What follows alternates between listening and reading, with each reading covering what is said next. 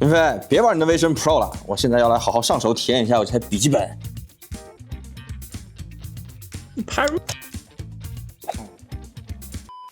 这台就是荣耀前不久发布的 MagicBook Art 14笔记本。那这是一台非常轻薄的笔记本啊，全金属机身，1000克的机身重量，只有13毫米的厚度啊。在这样的厚度下，它居然塞下了2个 C 口、1个 A 口和1个 HDMI 接口。这种接口配置在这个厚度和重量的机器上，我还真的是第一次见。但最让我惊艳的呢，还是这个摄像头的设计。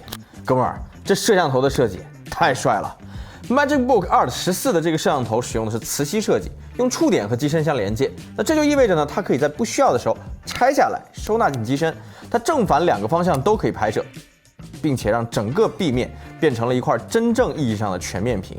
大洋彼岸的工程师们，如果想不通摄像头该往哪放啊，你可以买一台 MagicBook Art 14回去研究一下。那这样布置摄像头呢，有几个明显的优势，一个是它可以物理意义上的保护隐私，其次是它不会像之前的一些隐藏摄像头的方案啊，让拍摄角度变得奇奇怪怪，而且呢，它也不会让 A 壳因为要照顾摄像头的厚度所被迫增厚啊，也不必为了把机身做薄、屏占比做大而牺牲摄像头的质量。那而且除此之外呢，我还想到一点啊，既然这个小接口既可以传输数据，又可以供电，那这是不是意味着这里还可以做一些其他扩展硬件，比如说做个小风扇？或者做个补光灯等等啊，那我觉得这个设计算是提出了一个很好的想象空间，我喜欢这个设计。而当你不需要摄像头的时候，它可以收纳进机身侧面的这个槽位。我们拆开后盖，可以看到这块区域其实占据了不少的体积，而这个弹出式的收纳结构也非常精巧。散热部分，由于 MagicBook Art 是一台非常轻薄的机器，寸土寸金的内部空间最大化散热能力的方案就是使用均热板。但在这么薄的机身里面，即便是均热板加双风扇的设计，我也还是很担心它的散热能力啊。我们待会儿也来实际测测看。那屏幕部分呢 ，MagicBook Art 14搭载了一块14.6英寸的柔性 OLED 的屏幕，它使用了圆角设计，而且屏占比由于摄像头的巧妙设计非常高。那它的机身尺寸其实和13寸的 MacBook Air 差不多大，但很明显它的屏幕比 MacBook Air 大多了。那色彩表现上，这块屏幕是绝对堪称顶级的，白点接近6500K， 无论是色准还是色域表现，都是绝对的第一梯队。SDR 下全屏500尼特 ，HDR 下我们测得峰值亮度是730尼特。那 MagicBook Art 14的键盘键程不短啊，在如此轻薄机身里实现了和正常笔记本无异的键盘手感。那这个对于以办公用途为主的它来说，其实非常重要。并且它还有一个面积比 MacBook Air 更大的压感触控板，那这块触控板呢也集成了手势操作。不过我们手上这台白色机型啊，手感反馈有一点奇怪。那绿色的这台呢，其实没有这个问题。据荣耀工程师反馈，应该是工程样机的问题啊。那如果呢你想入手的话，我建议你可以先去线下店啊，体验一下实际出货产品的手感。你们刚刚也看到了啊，它的扬声器其实占据了机身内不小的体积。那么实际的外放表现如何呢？我们来云视听对比一下 MateBook X Pro 和 MacBook Air 试试看啊。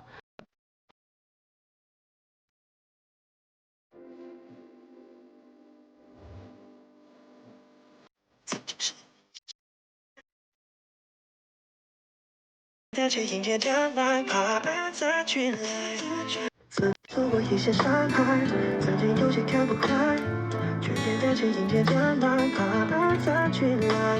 感谢你的出现，过去的往事就如烟。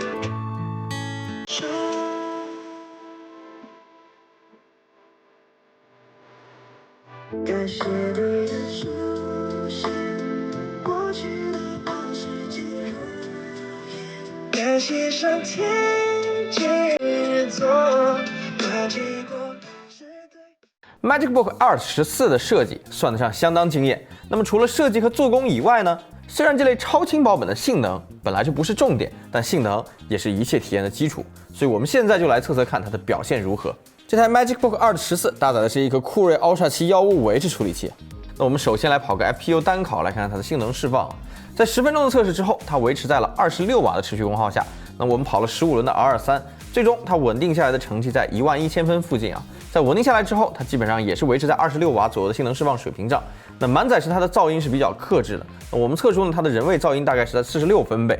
那我呢其实更希望它能够再加一个更高性能的模式啊，可以让用户在需要一下峰值性能的时候，临时一点噪音再换一点性能，因为现在的策略还是偏保守了些。那在最新的 Cinebench 2024里面，它跑出了单核105，多核631分的成绩，在 Blender CPU 测试当中也依然延续了之前测试结果。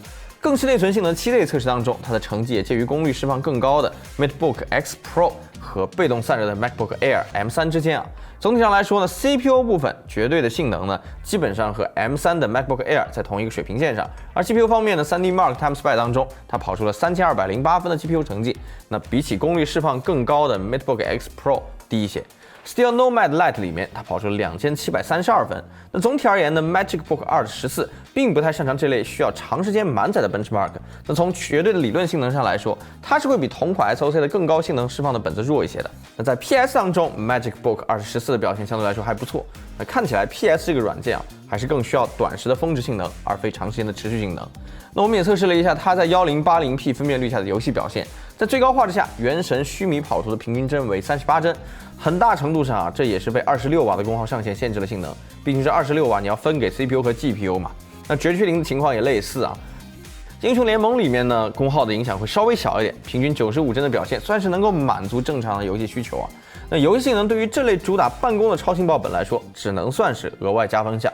那考虑到在之前呢，这类笔记本几乎都是被动散热设计，哪怕就算是主动散热的机型啊，你可以去想一下云飞之前那台 X1 Nano。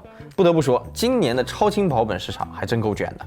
但这类超轻薄本的性能并不只有性能释放啊。我们先来跑一下 PC Mark 10现代办公测试当中的这个 Office 测试，你会发现它在这些实际应用测试当中全面反超了这个性能释放其实更强的华为 MateBook X Pro。要知道，这台 MateBook X Pro 的长持功率释放可以做到40瓦，这要比 MagicBook 2的14的26瓦显然是要高多了。那这是因为 MagicBook 2的14搭载了荣耀引以为傲的 OS Turbo 3.0， 那它可以在识别到场景时主动调整功耗限制，来增加它的突发性能。那我们来拉一个 log 啊，我们来模拟一个实际办公的场景，然后我们用 HWInfo 在后台实时抓取 CPU 的 PLE 以及 CPU 的实际功耗，我们来看看在这个过程当中到底会发生什么。查看刚才记录的 log 数据，很明显，它的 PL 是会随着你的操作而变化的。你可以看到这条 PL 曲线会在你进行操作的时候被解开，而在负载较低的时候再降下去。而你如果查看此时的 CPU package 功耗的话呢，你可以看到，在短时突发负载的情况下，的确是会突破26瓦的。那这说明啊，这种积极调节 PL 的模式是有用的。那我们再来测试一个场景，这是一个体积相当大的 Excel。那么在后台已经打开一个 Excel 的文件下，我们再打开一个新的 Excel 文件，那你可以看到 MagicBook 2的14的速度显著是会快一些的。那这个就是 OS Turbo 的威力了。但 OS Turbo 的用途肯定不只是突发性能这一点啊。那荣耀的拿手好戏呢，自然还是续航表现。但是为了尽可能轻薄，这台 MagicBook 2的14的电池容量只塞进了60瓦时，因此它的续航表现我还是挺担心的。那我们依然沿用我们的笔记本续航测试脚本，屏幕亮度开在200尼特，电源选项呢开在平衡档，最终荣耀 MagicBook 2的14跑出了6小时13分的成绩，这个成绩基本上和70瓦时的 MateBook X Pro U7 版持平。那更小的电池跑出了接近的续航表现，那荣耀的优化水平还是在线的。但是为了保2毫米牺牲10瓦时的电池容量，在我看来，这个牺牲是否值得，它就是一个萝卜青菜的问题了。至少呢，我肯定是愿意牺牲这2毫米来换更大的电池和更长的续航的。不知道你们会希望笔记本更轻薄，还是续航更长？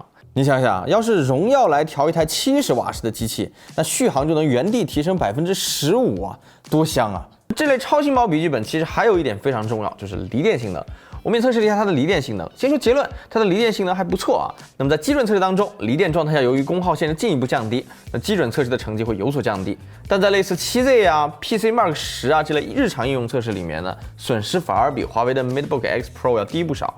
那 PS 的测试里面更是跑出了和插电情况下几乎相同的表现。不过它还是做不到像 MacBook Air 一样，插电和离电几乎完全相同啊。那这台性能我其实已经作为主力笔记本使用了3个礼拜左右了啊，出国出差、旅游都带着它。那么它给我留下的第一印象就是轻薄。那整个机器的 ID 设计非常惊艳啊，尤其是这个弹出式的分离摄像头，是我目前见过最喜欢的笔记本摄像头设计。但是随着使用时间的变长，其实它给我留下的印象最深刻的反而是实用。那在这样一台极度强调轻薄的机器上，荣耀居然给了如此全面的接口。要知道，定位相似的 MateBook X Pro 甚至连耳机口都给你砍了啊。MacBook Air 虽然有耳机孔，但是 HDMI 和 USB-A 口就完全是奢望了。那如果要我说这台 MagicBook 2的14的遗憾，就是为了轻薄牺牲了一定的电池容量和解热能力。但这些问题的根源啊，其实还是在于 Meteor Lake 的能耗比，还不够优秀。那如果这台机器的形态搭配一颗能耗比更高的 SoC 啊，比如说像即将推出的 Lunar Lake， 那它唯一的短板就可以补齐。因为 Lunar Lake 是一颗针对17到30瓦功耗段优化的 SoC， 这样的笔记本几乎才是最适合它的舞台。那作为荣耀第一台超轻薄定位的高端笔记本啊，这台初代产品的完成度其实非常之高。就目前来看，这台 MagicBook 2014算得上是类似定位 Windows 轻薄本当中产品力非常不错的一台。不论是设计还是做工，接口的实用性，还是键盘与触控板的整体感受，都是 Windows 阵营轻薄本的优秀水平。